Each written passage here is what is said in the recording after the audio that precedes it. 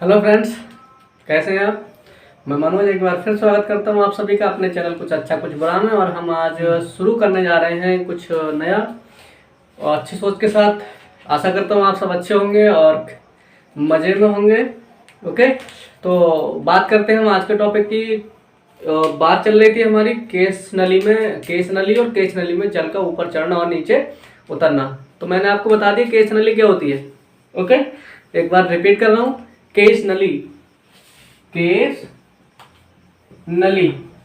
Okay, तो ज्यादा नहीं बताऊंगा। एक कांच की ऐसी नली, केस माने होता है बाल, केस किंग आपने सुना होगा। केस किंग मतलब बालों का किंग।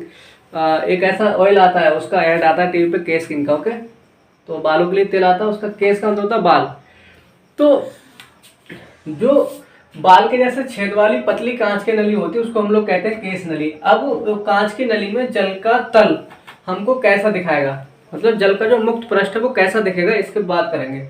ओके, यानी कि कांच की नली में अब बात जो करेंगे, कांच की नली में जल के मुक्त मतलब फ्री पृष्ठ की आकृति। आज हम किस पे बात करेंगे कि आकृति कैसी होगी। जो कांच की नली होगी उसके अंदर द्रव, आप देखना एक कांच के गिलास में या कांच की नली में आप जल भरेंगे और उसका ऊपर वाला पृष्ठ का जो ऊपर से देखेंगे तो कैसा दिखेगा। दो प्रकार का दिखता है, तीन प्रकार का भी हो सकता है।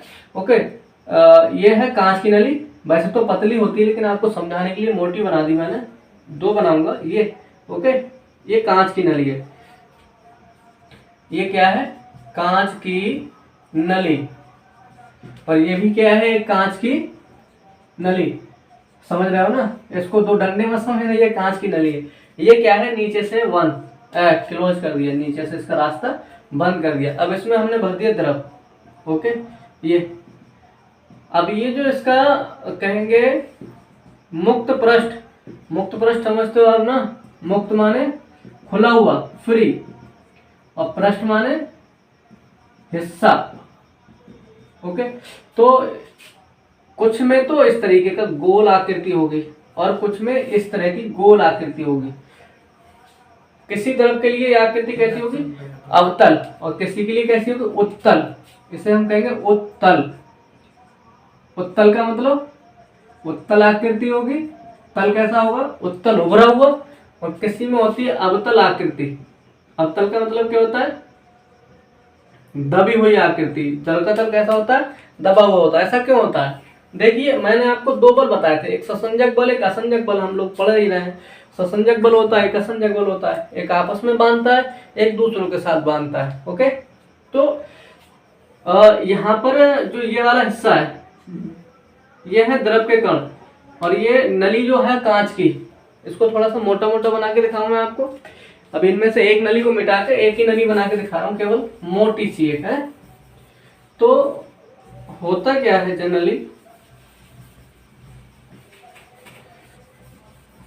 ये है कांच की नली। ये कांच की नली की दीवार है और उसके कण है ये काय के कण है, कांच के कण। ये काय के कण है, कांच के कण। ऐसी एक दीवार इधर होगी तो ये काय के कण हो गए, कांच के कण हो गए। ये मतलब दीवार जो है ये छोटे छोटे कणों से मिलकर बनी है। इसी को हमने कह दिया क्या, कांच की एक नली। इन छोटे छोटे कणों से मिलकर बन गई ये नली। ओके, ये इस तरीके से छोटे छोटे कणों से मिलकर बन गई। ये नीचे से कैसी, क्लोज, बंद है।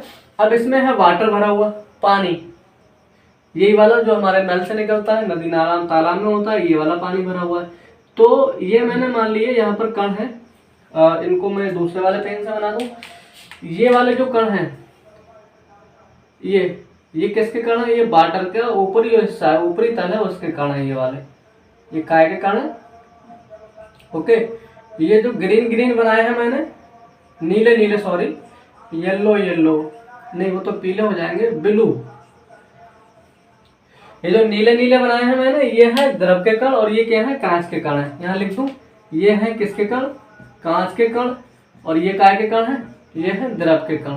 अब इनमें दो बल लगते होंगे, एक तो द्रव के कणों के बीच में लगेगा इसमें, वो कौन सा होगा, वो होगा ससंजक बल, मतलब कि अणु और द्रव के अणुओं के बीच में आपस में एक बल लगता होगा। यहाँ पर देखिए इस वाले सबसे किनारे वाले अणु की, सबसे साइड वाले अणु की, जो इसके बिल्कुल संपर्क में, इसकी मैं बात करूं तो इस पे कितने, इस पे 2 बल लगते होंगे। एक तो ये अंदर इसके द्रव के कण लगाते होंगे इस पे, ये अंदर की ओर बल ससंजक बल, और दूसरा इस कण के और इस कण के, कांच के कण के और द्रव के कण के बीच में एक बल लगता है। यहाँ पर जो फोर्स लग रहा है उसको हम लोग कहेंगे कौन सा बल, असंजक बल, असंजक बल। ओके, तो यहाँ पर जो बल लग रहा है वो कौन सा, आसंजक बल, और यहाँ पे जो बल लग रहा है ससंजक बल। इस वाले बल को, आसंजक बल को मैंने मान लिया F1 और ससंजक बल को मैंने मान लिया कौन सा बल, F2। यहाँ पर क्या मान लिया, F2। तो 2 बल हैं, एक F1 और एक F2, यानी कि इन कणों के बीच में जो आपस में बल लग रहा है वो कौन सा है, F2, और जो इन दोनों कणों के बीच में लग रहा है वो कौन सा, F1। ये है ससंजक बल और ये कौन सा बल है, असंजक बल। ओके, अब ये द्रव अवतल कब होगा, जब भाई ये असंजक बल ससंजक बल से ज्यादा होगा, तभी तो ये अपनी तरफ को खींच लेंगे, है ना। इनके बीच में बल लग रहा है, यहाँ पर भी बल लग रहा है। अब जो बल स्ट्रांग होगा वही क्या करेगा, कण को अपनी तरफ खींच लेगा, ऐसा ही तो होगा। अब इसमें कौन सा बल स्ट्रांग है, अगर इसमें ससंजक बल स्ट्रांग होता तो ये अंदर को खींचा रहता, लेकिन यहाँ पे क्या है, असंजक बल, यानी कि F1 इज द स्ट्रांग, किससे, F2 से। जब असंजक बल ससंजक बल से ज्यादा है तो ये कांच के कण इस द्रव के कण को ऊपर को खींचते हैं, और ऊपर को खींचेंगे, यहाँ पर भी ऊपर को खींचेंगे। अब बीच में तो लग ही नहीं रहा है असंजक बल, बीच में कौन सा, ससंजक बल है, तो किनारी के जो कण होते हैं वो धीरे धीरे ऊपर को चढ़ जाते हैं, और इसका तल कैसा हो जाता है, अवतल, ये गोल तल बन जाता है। आपको समझ में आ रहा होगा, यहाँ का जो असंजक बल है यहाँ के ससंजक बल से ज्यादा होता है, तो यहाँ से कणों को ये असंजक बल ऊपर को खींच लेता है, और यहाँ पे भी ऐसे होता है, ये कांच के संपर्क वाले कण ऊपर को उठ जाते हैं, बीच में ये दसा हुआ रहता है, तो यहाँ पर जो तल होता है वो हो जाता है अवतल। यानी कि आप कांच की नली में द्रव को भरेंगे तो उसका तल कैसा हो जाएगा, अवतल। अब हम कांच की नली में ये द्रव हमने बदल दिया, ओके, कांच की नली में हमने क्या किया, द्रव को बदल दिया। अब हमने इसकी जगह पे भर दिया पारा, क्या भर दिया, पारा। पारा भरेंगे तो ये जो तल है इस तरीके से हो जाएगा, ओके, मतलब ये जो कण है वो इस तरीके से हो जाएंगे ऊपर को। इसका मतलब अगर हम कांच की नली में, जो कांच की नली है ये क्या है, द्रव के कण, और ये क्या है, कांच की नली के दीवार के कण। तो अगर हम कांच की नली में क्या भरते हैं, पारा, पहले हमने क्या भरा था, द्रव, अब हमने क्या भर दिया, पारा। और हम अच्छे से जानते हैं कि पारा हमेशा गोल बने रहना चाहता, मतलब पारे के जो कण होते हैं उनके बीच में जो ससंजक बल होता है वो बहुत अधिक होता है। जब पारे के कणों के बीच में ससंजक बल बहुत अधिक है, ओके, और कांच और पारे के कण के बीच में जो असंजक बल होगा वो कैसे होगा, बहुत कम होगा। तो ये असंजक बल के कारण भाई इसका बल कम हो गया, यानी कि F1 is less than F2। यहाँ पे इस कंडीशन में F1 is less than F2, यानी कि असंजक बल छोटा हो गया किससे, ससंजक बल से। तो इनका ससंजक बल बहुत स्ट्रांग है, और यहाँ पर ये कण के बीच में जो असंजक बल लगेगा, ये असंजक बल कैसा, छोटा है, तो ये इकट्ठा रहना चाहते हैं, और इसलिए ये आकृति कैसी हो जाती है, गोल हो जाती है, उत्तल हो जाती है। ओके, तो द्रव के कण कैसे होते हैं, अवतल होते हैं। द्रव का तल कैसा होता है, और द्रव का पृष्ठ अवतल होता है, और पारे का पृष्ठ कैसा होता है, उत्तल होता है। आप देखना, पतली सी नली लें और पतली सी नली को गिलास में पानी लें और पानी के अंदर डाल दें। बहुत महीन छेद वाली एक नली लेंगे, ऐसे करके बहुत महीन छेद वाली नली लेंगे, और उसमें नीचे इस तरीके से पानी के कारण तो होगा क्या, ये नली में पानी ऊपर तक आ जाता है, यहाँ तक पानी का तल मान लो यहाँ तक है इतना, लेकिन इससे ऊपर भी ऐसे करके पानी का तल ऊपर चढ़ जाता है। रीजन क्या होता है, यहाँ पर कांच के कण और जल के कण दोनों में असंजक बल जो होता है वो बहुत अधिक होता है। तो इस वाली दीवार के कण द्वारा कांच के कणों को खींचा जाएगा, और इस वाली दीवार के कण द्वारा इसमें द्रव के कण को खींचा जाएगा ऊपर को। तो इस तरीके से खींचते खींचते ये द्रव का तल काफी ऊपर तक चला जाता है। अगर हम पारे के अंदर ऐसा करें। ओके, क्या करें, यहाँ पर हमने ऐसे करके बर्तन लिया और इसमें क्या है, एक नली डाली। अब इसके अंदर इसमें क्या हो रहा था, द्रव। ओके, तो आपको समझ में आ गया।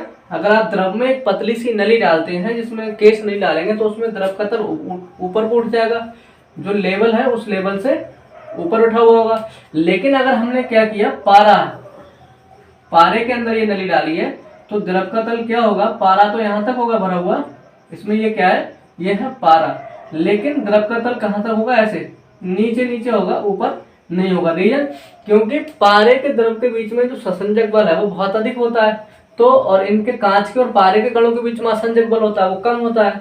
तो ये आसंजक बल पारे के कणों को ऊपर नहीं खींच पाता है, इसलिए वो नीचे रह जाते हैं, और इसमें द्रव के कणों को ऊपर खींच लेता है, इसलिए ऊपर उठ जाते हैं। तो मैं समझता हूँ आपको समझ में आ गया होगा कि कांच की नली में जल के मुक्त पृष्ठ की आकृति कैसी होती है। कांच की नली में जल के मुक्त पृष्ठ की आकृति अवतल होती है और पारे के मुक्त पृष्ठ की आकृति कैसी होती है, उत्तल होती है। क्यों होती है मैंने आपको बता दिया। ओके, तो मैं समझता हूँ आपको समझ में आ गया होगा, और ना आया हो तो एक बार कमेंट करके जरूर बताएं, जिससे कि मैं अगेन आपको समझाऊं। बाकी आज के लिए इतना ही, अच्छे से पढ़ें। ओके, लाइक सब्सक्राइब जरूर करें और कमेंट भी करना ना भूलें। ओके, बाय दोस्तों।